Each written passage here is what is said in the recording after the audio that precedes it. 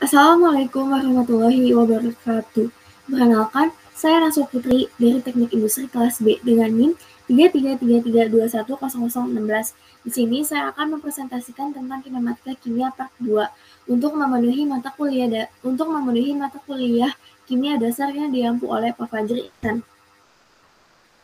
Topik yang akan kita bahas yaitu yang pertama ada grafik laju berdasarkan order reaksi, yang kedua ada persamaan laju reaksi terintegritas, dan yang ketiga adalah persamaan Arrhenius. Di sini saya akan membahas tentang kinematika kimia terlebih dahulu.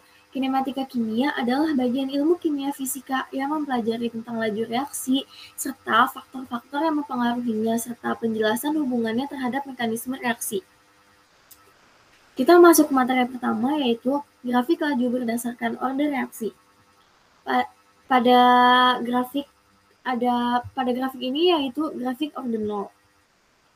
Di sini terdapat gambar sebuah grafik yang memiliki garis lurus dan mendapatkan rumus R sama dengan K dikali konsentrasi A pangkat 0. Jadi dapat disimpulkan bahwa besarnya laju reaksi tidak dipengaruhi oleh konsentrasi per reaksi. Seberapapun peningkatan konsentrasi per reaksi tidak akan mempengaruhi besarnya laju reaksi. Bilangan dipangkatkan 0 sama dengan 1. Jadi reaksi dengan laju tetap mempunyai order reaksi 0. Yang kedua ada grafik order 1. Di sini ada gambar grafik yang menunjukkan garis lurus ke atas dan mendapatkan rumus R sama dengan K dikali konsentrasi A pangkat 1. Besarnya laju reaksi ini berbanding lurus dengan besarnya konsentrasi per reaksi. Di sini ada sebuah tabel yang menunjukkan reaktan dan laju reaksi. Apabila satu molaritas reaktan berarti V1 berarti dalam laju reaksi berarti V1 molaritas per detik. Begitu juga dengan 2 molaritas berarti 2 V1 molaritas per detik. 3 molaritas reaktan berarti 3 V1 molaritas per detik. Jadi, persamaan reaksi order 1 merupakan persamaan linier yang berarti laju reaksi berbanding lurus terhadap konsentrasinya per reaksinya. Jika konsentrasi per reaksinya dinaikkan misalnya 3 kali, maka laju reaksi akan menjadi 3 pangkat 1 atau 3 kali lebih besar. Dan selanjutnya ada grafik order 2. Pada grafik order 2 ini terlihat pada gambar grafik di samping terlihat memiliki garis yang melengkung ke atas dan memiliki rumus R sama dengan K dikali konsentrasi A pangkat 2. Besarnya laju reaksi merupakan pangkat 2 dari peningkatan konsentrasi per reaksinya. Terdapat tabel yang menunjukkan kurang lebih sama dari tabel yang grafik pada order 1. Di sini dinyatakan bahwa apabila reaktan 1 molaritas maka laju reaksinya V1 molaritas per detik. Apabila 2 molaritas reaktan berarti 2 pangkat 2 dikali V1 sama dengan 4 V1 molaritas per detik. 3 molaritas dalam reaktan berarti dalam laju reaksinya 3 pangkat 2 kali V1 sama dengan 9 V1 molaritas per detik. Jika suatu reaksi berorder 2 terhadap suatu reaksi, berarti laju reaksi tersebut berubah secara kuadrat terhadap perubahan konsentrasinya. Apabila konsentrasi ZA dinaikkan misalnya 2 kali, maka laju reaksi akan menjadi 2 atau 4 kali lebih besar. Untuk materi selanjutnya yaitu persamaan laju reaksi terintegritas. Yang pertama ada reaksi order 0. Dapat dinyatakan bahwa hukum laju V sama dengan K dikali konsentrasi A pangkat 0 melalui penurunan dari persamaan pengertian laju reaksi pada B1 diperoleh rumus. Yang pertama ada rumus persamaan laju reaksi yang memiliki persamaan konsentrasi A sama dengan konsentrasi A0 min K kali T.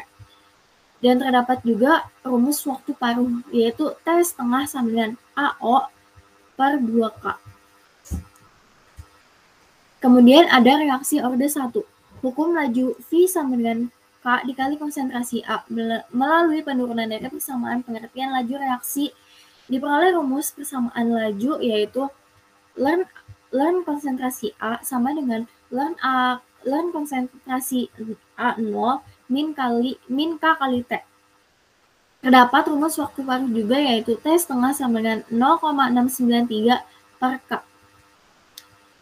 Dan yang terakhir ada reaksi orde 2. Hukum laju dapat dinyatakan V sama dengan K dikali konsentrasi A pangkat 2 melalui penurunan dari persamaan pengertian laju reaksi pada D1 diperoleh rumus persamaan laju, yaitu 1 per konsentrasi A sama dengan 1 per konsentrasi A0 ditambah K dikali T. Dan memiliki rumus waktu paruh juga, yaitu T setengah sama dengan 1 per A0 K.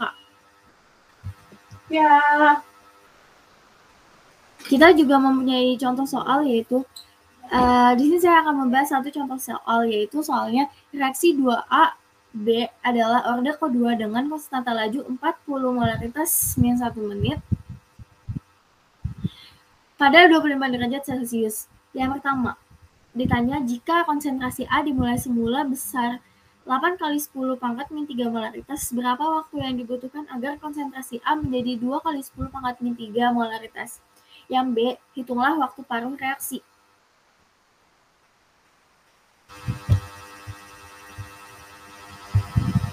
Jawabannya yaitu pertama diketahui reaksi 2A B merupakan orde 2. Yang pertama, K sama dengan 40 menit diubah menjadi ke detik, yaitu menjadi 2400 detik. Dan konsentrasi A0 yaitu 8 kali 10 pangkat min 3. Dan konsentrasi A yaitu 2 kali 10 pangkat min 3. Yang ditanya A adalah waktu dan B adalah T. Berarti dan yang B adalah T setengah, yaitu waktu paruh. Kita bahas yang A dulu. Berarti persamaan laju orde 2, yaitu memiliki rumus 1 per konsentrasi A sama dengan 1 per konsentrasi A0 ditambah K dikali T. T sama dengan 1 per konsentrasi A min 1 per konsentrasi A0 dibagi K. T sama dengan 1 per 2 kali 10 pangkat min 3 molaritas dikurang 1 per 8 kali 10 pangkat min 3 molaritas per 2400 molaritas min detik.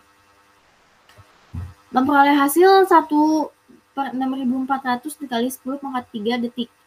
Dan hasil akhirnya itu 0,156 detik.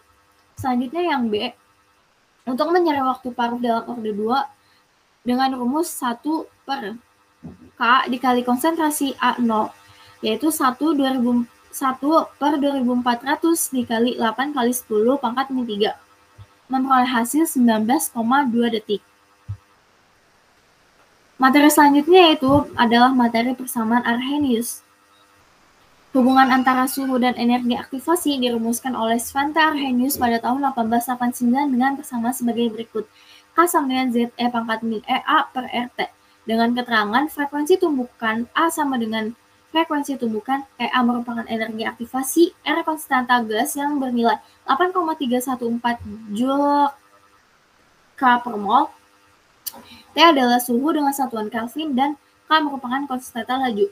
Persamaan Arrhenius memiliki dua rumus. Yang pertama, persamaan Arrhenius dapat digunakan untuk menentukan energi aktivasi reaksi dengan mengubah persamaan di atas menjadi persamaan Y sama dengan MX plus D, yaitu menjadi ln K sama dengan min EA per R dikali 1 per T plus ln Z, di mana ln K sebagai Y, min EA per R sebagai M, 1 per T sebagai X, dan ln Z sebagai B.